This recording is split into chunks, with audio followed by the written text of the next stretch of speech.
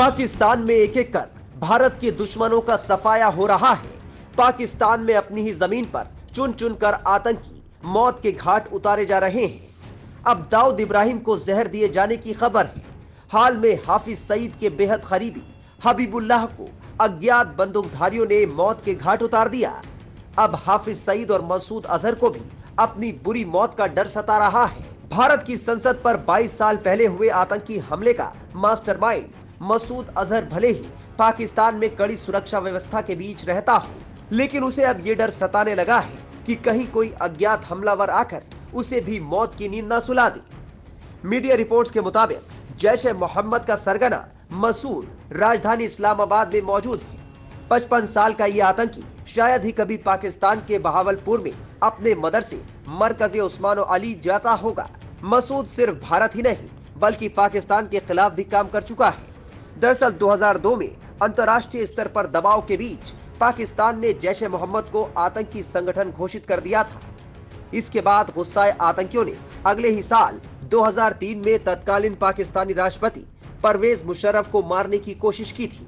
अजहर भारत में ही नहीं बल्कि कई आतंकी हमलों के लिए जिम्मेदार है।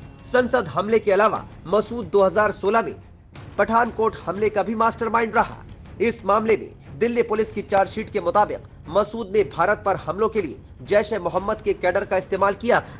इसके अलावा मसूद 2016 में उरी हमले और अफगानिस्तान के मजार शरीफ में भारतीय कॉन्सुलेट पर अटैक का भी जिम्मेदार है। Azhar al Qaeda chief Osama bin Laden और तालिबान फाउंडर मुल्ला उमर का खास था।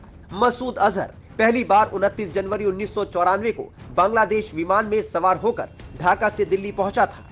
1994 में अजहर फर्जी पहचान बनाकर श्रीनगर में दाखिल हुआ था। इस बीच भारत ने उसे आतंकी गतिविधियों में शामिल होने के लिए अनंतनाग से गिरफ्तार कर लिया था। अजहर ने जेल में कहा था कि भारत को नहीं पता कि मैं पाकिस्तान और आईएसआई के लिए कितना अहम हूं। ये मेरी पॉपुलैरिटी को कम आंक रहे हैं।